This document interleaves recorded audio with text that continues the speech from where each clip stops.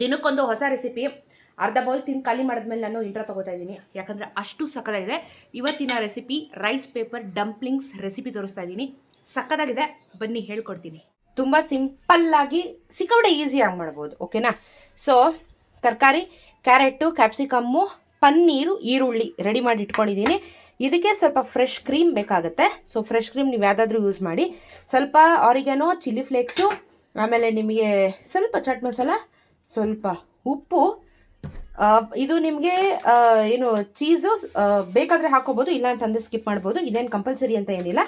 So ಇದಕ್ಕೆ ಸ್ವಲ್ಪ ಮೆಣಸು ಪುಡಿ ತೊಗೊಂಡಿದ್ದೀನಿ. ಆ್ಯಂಡ್ ಇದಕ್ಕೆ main ingredient is chilli oil. So ಇದು ಚಿಲ್ಲಿ ಆಯಿಲ್ ಅಂತ ಕರೀತಾರೆ. ಇದು ಒಂದು ಖಾರದ್ದು ಸಾಸು ಹೇಳಬೇಕು ಅಂತಂದರೆ. ಇದು ಚೈನೀಸ್ ಅವ್ರದ್ದು ಮಾಸ್ಟರ್ ಶೋಲಿ. ಇವಾಗ ಪುಟಾಣಿ ತರಿಸಿದ್ದೀನಿ ನಾನು. ಇದು ನಿಮಗೆ 90 ರೂಪೀಸ್ ಆಗುತ್ತೆ, ದೊಡ್ಡದು ಬರುತ್ತೆ, ಬಟ್ ಚಿಕ್ಕದು ಸಾಕು.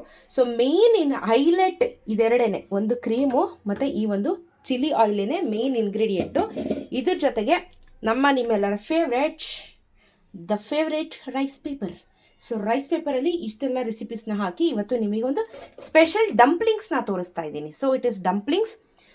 ಈ ಕಡೆ ಮೋಮೋಸು ಅಲ್ಲ, ಈ ಕಡೆ ಇದು ಅಲ್ಲ, ಆ ಥರ ಒಂದು ಮಿಕ್ಸ್ ಕ್ಯಾಟಗರಿಯಲ್ಲಿ ಬರುತ್ತೆ. ಸೊ ತಟ್ಟೆ ತೊಗೊಂಡಿದ್ದೀನಿ, ಎಲ್ಲ ತರಕಾರಿನೂ ನಾನು ಮಿಕ್ಸ್ ಮಾಡ್ಕೊತಾ ಇದ್ದೀನಿ.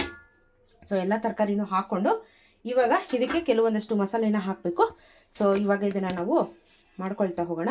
ಸೊ ತರಕಾರಿ ನೀವೇನು ಬೇಕಾದರೂ ತೊಗೋಬೋದು, ಅದು ಇದು ಅಂತೇನಿಲ್ಲ. ಸ್ವಲ್ಪ ಉಪ್ಪು ಹಾಕೋತಾ ಇದ್ದೀನಿ,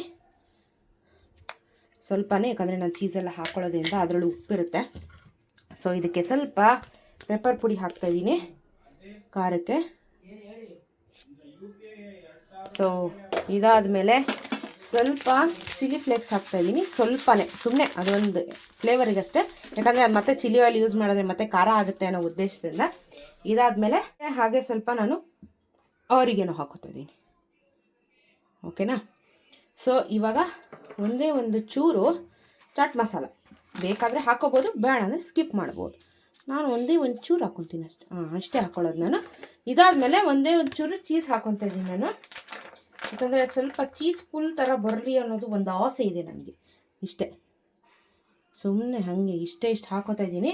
ಇವಾಗ ಪೂರ್ತಿಯಾಗಿ ಇದನ್ನು ನಾವು ಕಲಿಸ್ಕೋಬೇಕು.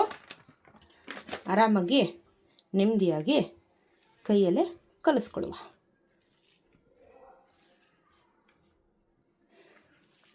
ಎಲ್ಲ ನೀಟಾಗಿ ಕಲಿಸ್ಕೊಂಡು ಎಲ್ಲ ಮಸಾಲೆ ಎಲ್ಲ ಮಿಕ್ಸ್ ಆಗಲಿ ನೀಟಾಗಿ. ನೀವು 4 ಸ್ಪೂನಲ್ಲೇ ಕಲಿಸ್ತೀರಾ ಅಂದರೆ ಕಲಿಸ್ಕೊಳ್ಳಿ, ಏನು ತೊಂದರೆ ಇಲ್ಲ.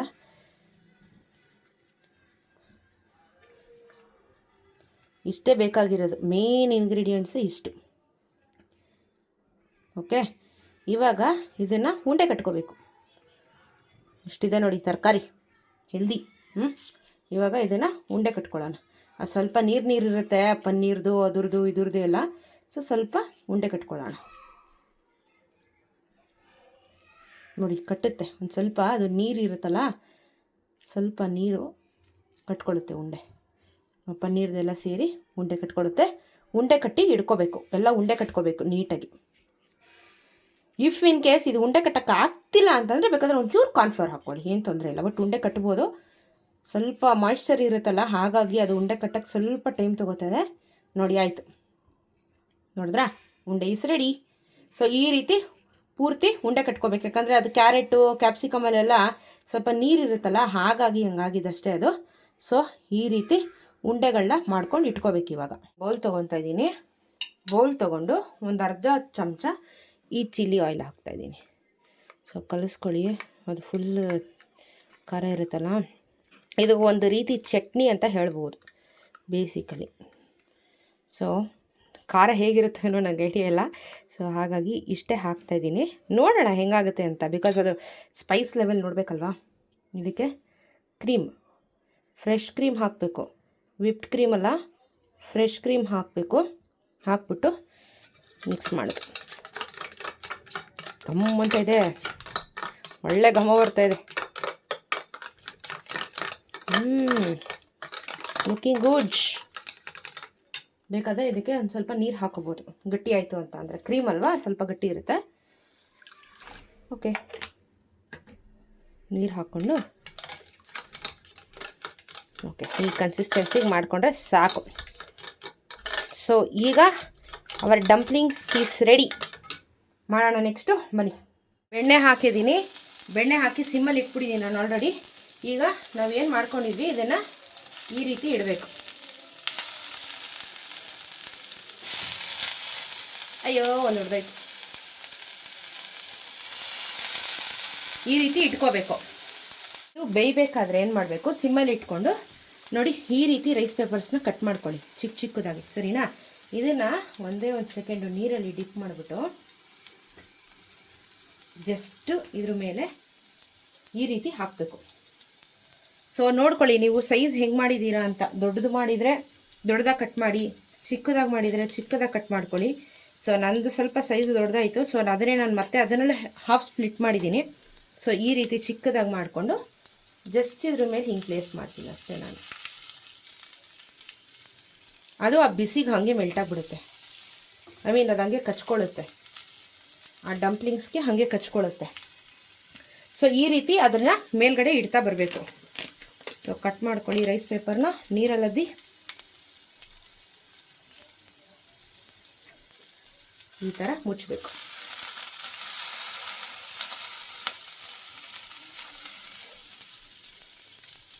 ಅದು ಬಿಸಿಗೆ ಅಂಟ್ಕೊಂಡ್ಬಿಡುತ್ತೆ.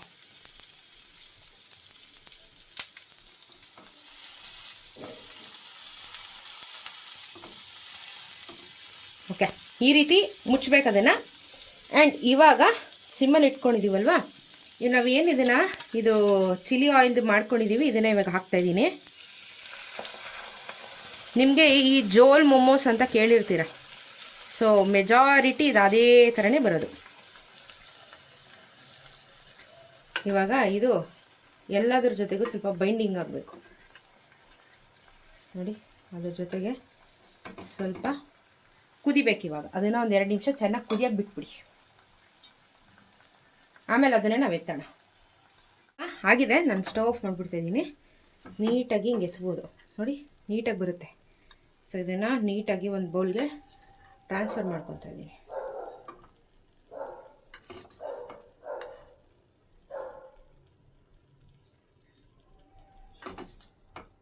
ಅಷ್ಟೇ. ಇವತ್ತಿನ ಸಂಜೆ ಸ್ನ್ಯಾಕ್ಸ್. ರೈಸ್ ಪೇಪರ್ ಜೊತೆಗೆ ಎತ್ಕೋ. ಬಿಸಿನಾ? ಹ್ಞೂ ಬಿಸಿ ಐತೆ ನೋಡು ಒಂಚೂರು ಫಸ್ಟು.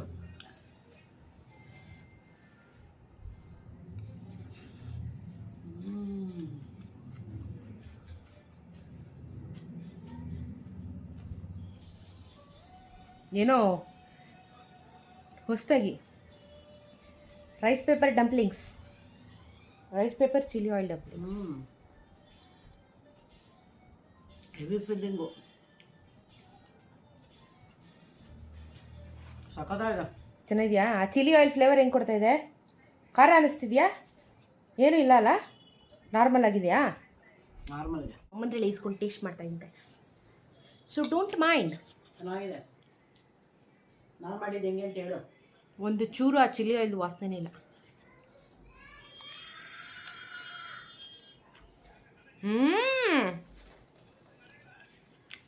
ಸ್ವಲ್ಪ ಉಪ್ಪು ಹಾಕ್ಬೋದಿತ್ತು. ನಂಗೆ ಚಿಲ್ಲಿ ಆಯಿಲ್ ಖಾರ ಇರುತ್ತೋ ಅಂತ ಭಯ ಇತ್ತು, ಬಿಟ್ರೆ ಸೀರಿಯಸ್ ಆಗಿ ತುಂಬ ಚೆನ್ನಾಗಿದೆ.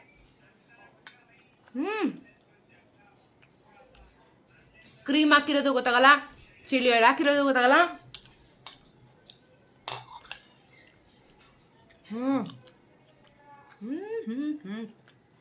Too good. ಇಷ್ಟಪಡ್ತೀರಾ? ಒಂಥರ ಯೂನಿಕ್ ಆಗಿದೆ, ಈ ಥರ ಒಂಥರ ಡಿಫ್ರೆಂಟ್ ಆಗಿದೆ. ಫ್ಲೇವರೇ ಡಿಫ್ರೆಂಟ್ ಆಗಿದೆ. ನಿಮ್ಮ ನಾರ್ಮಲ್ ಇದ್ರ ಥರ ಇಲ್ಲ, ಇದು ಸ್ವಲ್ಪ ಡಿಫ್ರೆಂಟ್ ಆಗಿದೆ. ಟ್ರೈ ಮಾಡಿ. ಇನ್ನೊಂದು ಸ್ವಲ್ಪ ನೀವು ನಾನು ಸ್ವಲ್ಪನೇ ಕ್ರೀಮ್ ಹಾಕಿದೆ, ಅದಕ್ಕೆ ಖಾರ ಏನಾದರೂ ಆಗುತ್ತಾ ಅಂತ ಹೇಳ್ಬಿಟ್ಟು, ಬಟ್ ಇಲ್ಲ, ನೀವು ಅದನ್ನು ಸೂಪಿ ಆಗೋ ಮಾಡ್ಕೋಬೋದು. ಇನ್ನೊಂದು ಸ್ವಲ್ಪ ನೀರು ಕನ್ಸಿಸ್ಟೆನ್ಸಿಯಲ್ಲಿ ಮಾಡಿದ್ರೆ ಇನ್ನೊಂದು ಸ್ವಲ್ಪ ಚೆನ್ನಾಗಾಗುತ್ತೆ. I loved it. ತುಂಬ ಚೆನ್ನಾಗಿದೆ, ಟ್ರೈ ಮಾಡಿ. ಓಕೆ.